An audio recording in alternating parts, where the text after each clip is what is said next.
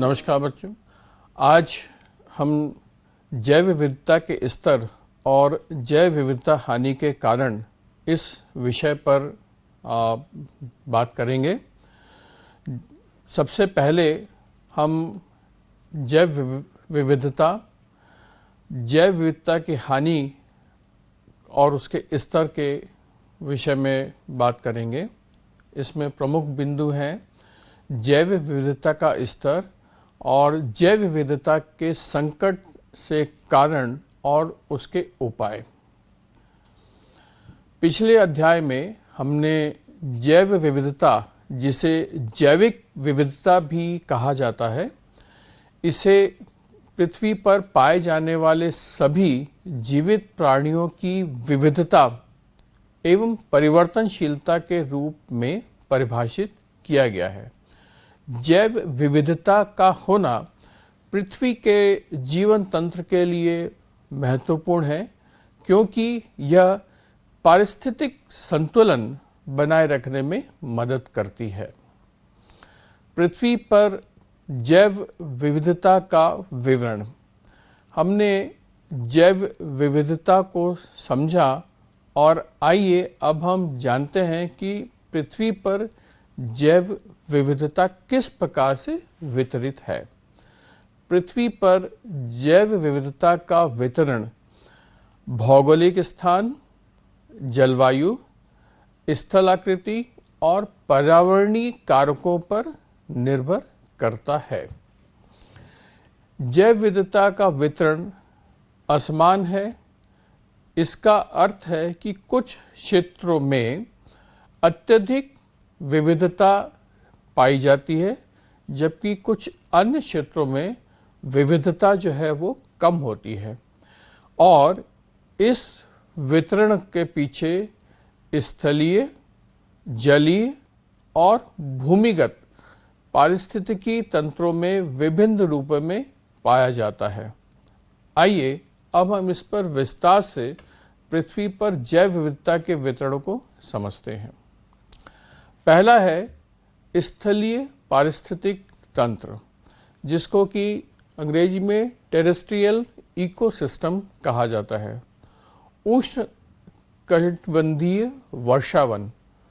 उष्ण कटिबंधीय क्षेत्र, विशेषकर वर्षावन, जैव विविधता के हॉट स्पॉट माने जाते हैं। यह क्षेत्र विषुवत रेखा के पास स्थित है और पृथ्वी की सतह के केवल 7% हिस्से पर कवर करते हैं या उसको ढांकते हैं, लेकिन यहाँ 50% से अधिक प्रजातियाँ निवास करती हैं। अमेज़न वर्षावन, कांगो बेसिन और दक्षिण पूर्व एशिया के वर्षावन उच्च जैव विविधता के उदाहरण हैं। यहाँ की स्थिर और गर्म जलवायु, उच्च वर्षा और विविध आवास परिस्थितियों के कारण यहाँ बड़ी संख्या में प्रजातियाँ पाई जाती हैं। समृद्ध जैव विविधता। उष्ण कटिबंधीय क्षेत्रों में वनस्पति, कीड़े मकोड़े, पक्षी, सरीसृप और स्तनधारी प्रजातियों की बहुत बड़ी संख्या पाई जाती है। यहाँ की विविध पारिस्थितिकी तंत्र जैसे कि कोरल रीफ, मैंग्रोव वन भी अत्यधिक जैव विविधता को संजोए रहते हैं। समशीतोष्ण क्षेत्रों के मध्य जैव विविधता। समशीतोष्ण वन, जिसको कि टेम्परेट रीजन्स, समशीतोष्ण क्षेत्र में उष्ण कटिबंधीय और ध्रुवीय क्षेत्रों के बीच में स्थित होते हैं। इनमें मध्यम स्तर की जैव विविधता पाई जाती है। यहाँ की जलवायु अपेक्षाकृत ठंडी और शुष्क होती है, जिससे विविधता की सीमा सीमित हो जाती है। उदाहरण के लिए उत्तरी अमेरिका, यूरोप और एशिया के समशीतोष्ण वन और घास के मैदान, इनमें उष्णकटिबंधीय क्षेत्रों की तुलना में कम प्रजातियां पाई जाती हैं। रेगिस्तानी क्षेत्र, रेगिस्तान जैसे कि सहारा, गोबी और अटकामा अत्यधिक शुष्क और गर्म होते हैं, जिससे वहाँ जैव विविधता कम हो जाती है।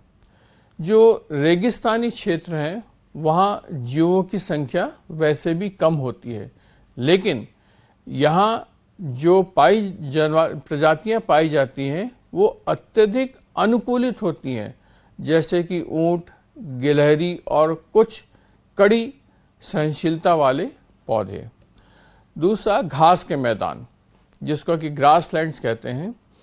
घास के मैदानों में जैव विविधता अपेक्षाकृत बहुत कम होती है, लेकिन यहाँ की पारिस्थितिकीय प्रणाली बहुत ही संतुलित होती है और कई बड़े स्तनधारी यहाँ पाए जाते हैं। अनुकूल पारिस्थितिक तंत्र, समशीतोष्ण क्षेत्र में कई प्रमुख पारिस्थितिकी तंत्र पाए जाते हैं, जैसे कि पर्णपाती वन, सवाना और भूमध्य सागरीय जंगल। यहाँ पौधों और जानवरों की संख्या उतनी अधिक नहीं होती है, लेकिन ये पारिस्थितिक तंत्र अपनी स्थिरता और मानव समाज के लिए, संसाधनों के लिए बहुत ही महत्वपूर्ण है। ध्रुवीय और शुष्क क्षेत्रों में कम जैव विविधता। ध्रुवीय क्षेत्र पृथ्वी के वो क्षेत्र हैं जैसे कि आर्कटिक, अंटार्कटिक, जहाँ अत्यधिक ठंड और कठोर जलवायु के कारण जैव विविधता बहुत कम होती है। यहाँ बहुत कम प्रजातियाँ पाई जाती हैं जो इन कठोर परिस्थितियों में जीवित रह सकती हों। उदाहरण के लिए पेंगुइन और कुछ ध्रुवीय भालू जैसी कुछ विशेष प्रजातियां ही यहाँ के ठंडे वातावरण में पाई जाती हैं। दूसरा है जलमंडल, एक्वेटिक इकोसिस्टम में जैव विविधता का वितरण। समुद्री पारिस्थितिक तंत्र, महासागर, विशेष करके उष्णकटिबंधीय समुद्री क्षेत्रों में कोरल रीफ और मैंग्रोव जैसी संरचनाएं जैव विविधता के केंद्र में मानी जाती हैं। कोरल रीफ पूरे विश्व की सभी समुद्री प्रजातियों का लगभग 25% हिस्सा समेटे हैं। इसके विपरीत जो ध्रुवीय महासागरीय क्षेत्र और गहरे समुद्र में जैव विविधता बहुत ही कम हो जाती है। मीठे पानी के पारिस्थितिक तंत्र, मीठे पानी के जो तंत्र हैं उनमें झील, नदियाँ, आर्द्र भूमियाँ जैव विविधता के महत्वपूर्ण केंद्र होते हैं, जहाँ पर मछलियाँ, उभयचर और विभिन्न प्रकार के पौधे पाए जाते हैं। ताजे पानी के पारिस्थितिक तंत्र भी पृथ्वी पर जैव विविधता के महत्वपूर्ण स्थल है, हालांकि उनका विस्तार बहुत सीमित है।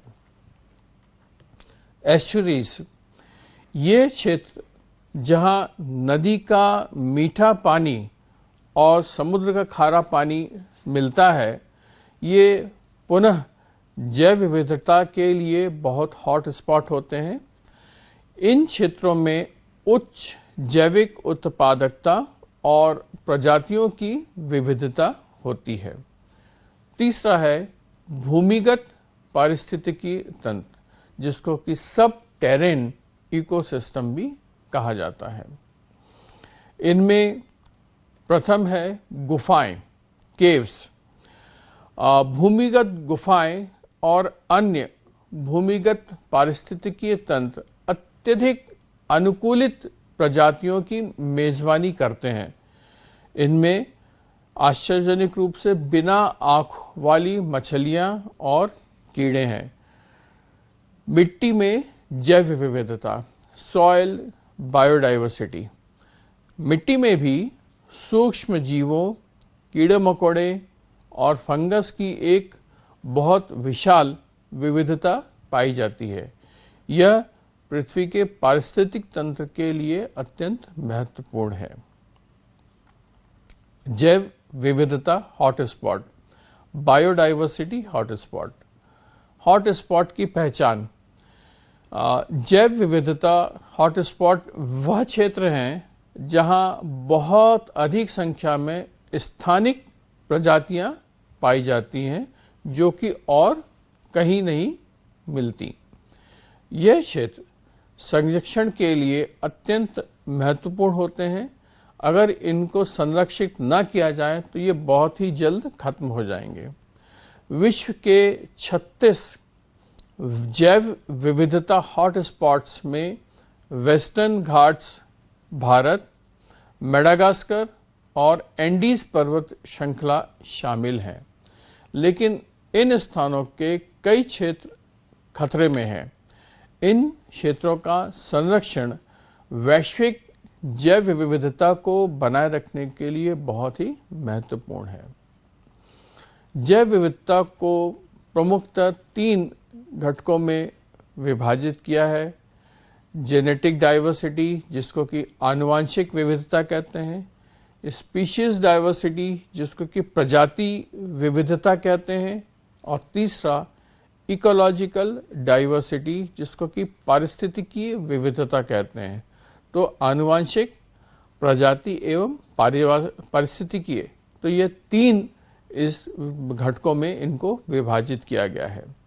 आइए इनकी हानि के कारणों और कैसे इनको संरक्षित किया जा सकता है इसके बारे में जानकारी लेते हैं। जैव विविधता पृथ्वी पर जीवन की विविधता को संदर्भित करती है, जो पृथ्वी के पारिस्थितिक तंत्र के स्वास्थ्य और स्थायित्व के लिए आवश्यक है।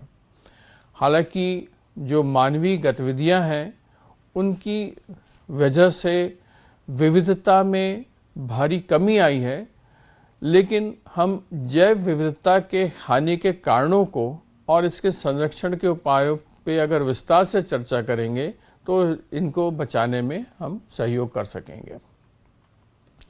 जैव विविधता के ह्रास के कारण। जैव विविधता में गिरावट के कई कारण हैं, जिनमें से प्रमुख हैं, पहला आवास विनाश, जिसको कि हैबिटेट डिस्ट्रक्शन कहते हैं। इसमें पहला है वनों की कटाई, डिफॉरेस्टेशन। वनों की कटाई जैव विविधता के ह्रास का सबसे महत्वपूर्ण कारण है। वनों की कटाई के कारण अनगिनत प्रजातियों के आवास समाप्त हो जाते हैं। उदाहरण के लिए उष्णकटिबंधीय वर्षा वनों की कटाई ने वहाँ की अनगिनत प्रजातियों को विलुप्ति के कगार पर पहुँचा दिया है। वनों की कटाई से न केवल प्रजातियों के निवास स्थान समाप्त होते हैं, बल्कि यह पारिस्थितिक तंत्र के संतुलन को भी बिगाड़ता है। इसके अलावा वनों की कटाई से सॉइल डिस्ट्रक्शन, जिसको कि मृदा अपरदन कहते हैं, जलवायु परिवर्तन और जल चक्र में असंतुलन जैसी अन्य समस्याएं भी उत्पन्न होती हैं। दूसरा है शहरीकरण, अर्बनाइजेशन। जितना शहरीकरण बढ़ रहा है उसके वजह से विभिन्न प्राकृतिक आवासों को नष्ट किया गया है। शहरी विकास के लिए प्राकृतिक भूमि को समतल किया जाता है और वहाँ के पौधों और जानवरों के आवास नष्ट हो जाते हैं। शहरीकरण के साथ साथ औद्योगिकीकरण भी जैव विविधता के ह्रास का एक मुख्य कारण माना जा सकता है। औद्योगिक विकास के लिए भी हमें भूमि को समतल करना पड़ेगा और जल स्रोतों का उपयोग उसके हिसाब से करना पड़ेगा। वनों की कटाई के कारण विभिन्न जीव जंतु के प्राकृतिक आवास वह नष्ट हो जाते हैं। अगला है कृषि विस्तार। इसको कि एग्रीकल्चरल एक्सपांशन कहते हैं, कृषि विस्तार भी प्राकृतिक आवासों के विनाश का एक प्रमुख कारण है। खेती के लिए भूमि की आवश्यकता बढ़ रही है और इसकी मांग ने वनों, घास के मैदान, आर्द्र भूमियों को नष्ट कर दिया है। एकल फसलों, जिसको कि मोनोकल्चर कहते हैं, इसका प्रचलन जैव विविधता के लिए बहुत हानिकारक है। यह प्रथा एक ही प्रकार के फसल को बड़े पैमाने पर उगाने की अनुमति देती है। इससे मिट्टी की गुणवत्ता और अत्यधिक कीटनाशकों का उपयोग और पारिस्थितिक संतुलन में कमी आ जाती है। दूसरा प्रमुख कारण है जलवायु परिवर्तन, क्लाइमेट चेंज। इसमें सबसे मुख्य है ग्लोबल वार्मिंग या तापमान में वृद्धि। वैश्विक तापमान में जो वृद्धि हो रही है, इसके कारण कई प्रजातियां अपने प्राकृतिक आवासों से बाहर भेजी जा रही हैं। तापमान में वृद्धि होने के कारण समुद्री प्रजातियां जैसे कि कोरल रीफ्स, ध्रुवीय प्रजातियां जैसे ध्रुवीय भालू सबसे अधिक प्रभावित हुए हैं। तापमान में जो परिवर्तन आता है, इसके कारण प्रजनन चक्र, प्रवास और खाद्य स्रोतों की उपलब्धता यह भी प्रभावित होती है, जिससे प्रजातियों का जीवन चक्र वह बाधित हो जाता है। अगला है समुद्र का स्तर बढ़ना, राइजिंग ऑफ सी लेवल। जलवायु परिवर्तन के कारण समुद्र का स्तर बढ़ रहा है, जिससे तटीय क्षेत्रों में जैव विविधता पर नकारात्मक प्रभाव पड़ रहा है। समुद्र का स्तर बढ़ने से जो तटीय पारिस्थितिक तंत्र हैं, पुनः जैसे कि मैंग्रोव वन और कोरल रीफ्स को खतरा है। तटीय क्षेत्रों के अलावा समुद्र का स्तर जो बढ़ रहा है, उससे नदियों के मुहानों और आर्द्र भूमियों में भी जल भराव की स्थिति उत्पन्न हो रही है, जिससे वहाँ की जैव विविधता को खतरा उत्पन्न हो रहा है। मौसम पैटर्न में परिवर्तन, चेंज इन सीजनल पैटर्न। जो जलवायु परिवर्तन हम देख रहे हैं, इसकी वजह से मौसम चक्र जो है उसमें भी परिवर्तन हो रहा है, जिससे कि प्रजातियों के जीवन चक्र प्रभावित हुए हैं। तो यह एक दूसरे को प्रभावित कर रहे हैं। उदाहरण के लिए वसंत के आगमन का समय बदल गया है। इससे पौधों के फूलने और कीटों के प्रजनन चक्र में असमानता उत्पन्न हो गई है, और यह दोनों ही एक दूसरे पर डिपेंडेंट रहते हैं, एक दूसरे पर आश्रित रहते हैं। तो इस परिवर्तन से दोनों में असमानता देखी जा रही है। मौसमी पैटर्न में परिवर्तन के कारण प्रवासी पक्षियों, मछलियों और अन्य जीवों के प्रवासन में भी बदलाव आ गया है, जिससे वे अपने पारंपरिक प्रवास मार्गों से भटक सकते हैं। तीसरा है प्रदूषण, पॉल्यूशन। यह भी विभिन्न किस्म के पॉल्यूशन है। इसमें प्रमुख है जल प्रदूषण या वाटर पॉल्यूशन। जल प्रदूषण जलीय पारिस्थितिक तंत्रों के लिए अत्यंत हानिकारक है। रासायनिक प्रदूषण, जिसका कि कीटनाशक का उपयोग, उर्वरक, औद्योगिक कचरे का पानी में गिरना, जल निकायों की गुणवत्ता को खराब करता है। जल प्रदूषण के कारण जलीय प्रजातियों का जीवन संकट में आ जाता है। उदाहरण के लिए यूरोपीय जल निकायों में नाइट्रोजन और फास्फोरस की उच्च मात्रा के कारण जलकुंभी का अत्यधिक विकास हो रहा है, जिससे अन्य जलीय प्रजातियों के लिए जीवन कठिन हो गया है। यह उदाहरण हमारे भारत में भी उपलब्ध है कि जलकुंभियों की वजह से हमारा जो इस तंत्र है वह पूरा बिगड़ गया है। दूसरा है वायु प्रदूषण या एयर पॉल्यूशन। वायु प्रदूषण से भी जैव विविधता पर नकारात्मक प्रभाव पड़ता है। उदाहरण के लिए अम्लीय वर्षा, जिसको कि एसिड रेन कहते हैं, वायु प्रदूषण का प्रमुख उदाहरण है और यह पौधों, मिट्टी और जल निकायों तीनों को नुकसान पहुंचाती है।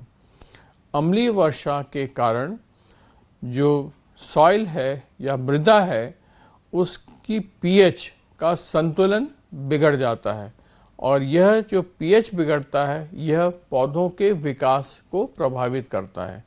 न केवल पौधों के विकास को बल्कि जलीय पारिस्थितिक तंत्रों में मछलियों और अन्य जलीय जीवों को भी प्रभावित करता है और यह पाया गया है कि इनकी संख्या घट जाती है। मृदा प्रदूषण या सॉइल पॉल्यूशन। जिस तरह से कृषि का विस्तार हो रहा है, कृषि के विस्तार के साथ साथ कृषि में अत्यधिक रासायनिक उर्वरक और कीटनाशक भी उपयोग में लाए जा रहे हैं। यह उर्वरक एवं कीटनाशक मिट्टी की गुणवत्ता को खराब करता है। इसके कारण मिट्टी में रहने वाले सूक्ष्म जीव, कीड़े और पौधों की जड़ें प्रभावित होती हैं। मिट्टी का प्रदूषण जैव विविधता के लिए बहुत हानिकारक है क्योंकि इससे मिट्टी की जल धारण क्षमता, पोषक तत्व जो कि मिट्टी में है उनकी उपलब्धता और जैविक गतिविधियां, इन सभी पर बहुत ही प्रतिकूल प्रभाव पड़ता है। चौथा है आक्रमणकारी प्रजातियां। नए प्रजातियों का आगमन। जब गैर स्थानीय प्रजातियां किसी नए पर्यावरण में प्रवेश करती हैं तो वे वहाँ की स्थानीय प्रजातियों के लिए खतरा बन सकती हैं। यह आक्रमणकारी प्रजातियां स्थानीय प्रजातियों के आवास और भोजन के लिए प्रतिस्पर्धा करती हैं। उदाहरण के लिए अफ्रीकी घोंगा और जलकुंभी जैसी आक्रमणकारी प्रजातियां अन्य प्रजातियों के लिए गंभीर खतरा है। कारण है ये उनकी संख्या को कम कर सकती हैं और उनके पारिस्थितिक संतुलन के तंत्र को बिगाड़ सकती है। बीमारियों का प्रसार। यह जो आक्रमणकारी प्रजातियां हैं यह अक्सर नए क्षेत्रों में अपने साथ बीमारियों को भी ले जाती हैं जिनके लिए स्थानीय प्रजातियां प्रतिरक्षा नहीं कर पाती हैं। इसके कारण जो स्थानीय प्रजातियां हैं वह भी आक्रमणकारी प्रजातियों की बीमारियों से प्रभावित होकर विलुप्त हो सकती है या उनकी संख्या कम हो सकती है। उदाहरण के लिए एशियाई लॉन्ग हॉर्न बीटल जैसी आक्रमणकारी प्रजातियां वनों को नुकसान पहुंचाती हैं और वहाँ की जैव विविधता को सीधे तरीके से प्रभावित करती है। पांचवा है अत्यधिक शिकार और शोषण। शिकार और मत्स्य आखेट या हंटिंग एंड फिशिंग। अत्यधिक शिकार या मत्स्य आखेट से कई प्रजातियों की संख्या में भारी गिरावट आई है। उदाहरण के लिए अफ्रीकी हाथी और भारतीय गैंडे जैसे प्राणी अवैध शिकार के कारण संकटग्रस्त हो गए हैं। मत्स्य आखेट उद्योग में अत्यधिक मछलियों का शिकार जलीय पारिस्थितिक तंत्रों को प्रभावित कर रहा है। इससे मछलियों की संख्या में कमी आ रही है और पारिस्थितिक तंत्र के संतुलन में बदलाव हो रहा है। वन्य जीव व्यापार या वाइल्ड लाइफ ट्रेड। वन्य जीवों और उनके उत्पादों का व्यापार अवैध रूप से जैव विविधता के ह्रास का एक प्रमुख कारण है। वन्य जीवों के उत्पादों का व्यापार जो है वो पूरी तरह से मना ही है, लेकिन इस व्यापार के कारण, अवैध व्यापार के कारण कई प्रजातियां संकटग्रस्त हो गई हैं, क्योंकि वे अपने प्राकृतिक आवास से हटा दी जाती हैं। उदाहरण के लिए हाथी दांत, गैंडे के सींग और बाघ की खाल जैसी वस्तुएं अत्यधिक मांग के कारण इन प्रजातियों का अवैध शिकार बढ़ गया है, जिससे जैव विविधता या बायोडायवर्सिटी का ह्रास एक वैश्विक संकट बन गया है, जो पर्यावरण, अर्थव्यवस्था और मानव कल्याण को गंभीर रूप से प्रभावित करता है। जैव विविधता का संरक्षण हमारे समय की एक प्रमुख चुनौती बन गया है। आइए जैव विविधता के ह्रास को रोकने के उपायों पर कुछ चर्चा करें। इन उपायों को व्यापक स्तर पर लागू करना आवश्यक है। केवल चर्चा से काम नहीं बनेगा, क्योंकि जब तक यह लागू नहीं किए जाते हैं तब तक पृथ्वी के पारिस्थितिक तंत्र, बायोडायवर्सिटी को संतुलन बनाए रखना संभव नहीं होगा और यह सभी प्रजातियों का संरक्षण सुनिश्चित कर सकेगा। इनमें पहला है प्राकृतिक आवासों का संरक्षण। इसमें संरक्षित क्षेत्रों की स्थापना। इसमें बहुत कुछ किया भी गया है, जैसे राष्ट्रीय उद्यान और वन्य जीव अभयारण्य। यह संरक्षित क्षेत्रों का गठन जैव विविधता के संरक्षण में एक प्रमुख और सराहनीय कदम है। राष्ट्रीय उद्यान, वन्य जीव अभयारण्य और जैव मंडल आरक्षित क्षेत्र उन प्रजातियों को संरक्षण प्रदान करते हैं जो अन्यथा शिकार, आवास विनाश या अन्य मानवीय गतिविधियों के कारण खतरे में हैं। इन क्षेत्रों में मानव गतिविधियों पर प्रतिबंध लगाया जाता है, जिससे प्राकृतिक आवास को संरक्षित किया जा सके और प्रजातियों की प्राकृतिक संख्या को बनाया रखा जा सकता है। दूसरा है marine protected areas. Marine protected area समुद्री क्षेत्रों में जैव विविधता के संरक्षण के लिए अत्यंत आवश्यक है। इन क्षेत्रों में मत्स्याखेट, प्रदूषण और अन्य विनाशकारी गतिविधियों पर प्रतिबंध लगाया जाता है। इससे समुद्री पारिस्थितिक तंत्र को संरक्षित किया जा सकता है, पोषित किया जा सकता है। उदाहरण के लिए ग्रेट बैरियर रीफ समुद्री जैव विविधता के संरक्षण के लिए एक बहुत ही महत्वपूर्ण मरीन प्रोटेक्टेड एरिया है, जो कई प्रवाल प्रजातियों और समुद्री जीवन के लिए आवास प्रदान करता है। पुनर्वनीकरण और पुनरुद्धार यानी रिफॉरेस्टेशन एंड रेस्टोरेशन। इसमें सबसे महत्वपूर्ण है वनीकरण या एफॉरेस्टेशन और पुनर्वनीकरण रेस्टोरेशन। वनों की कटाई के कारण हुए आवास विनाश को संतुलित करने के लिए वनीकरण और पुनर्वनीकरण अत्यंत महत्वपूर्ण है। ये गतिविधियां न केवल नए वन क्षेत्रों की स्थापना करती हैं, बल्कि जैव विविधता को बढ़ाने में भी मदद करती हैं।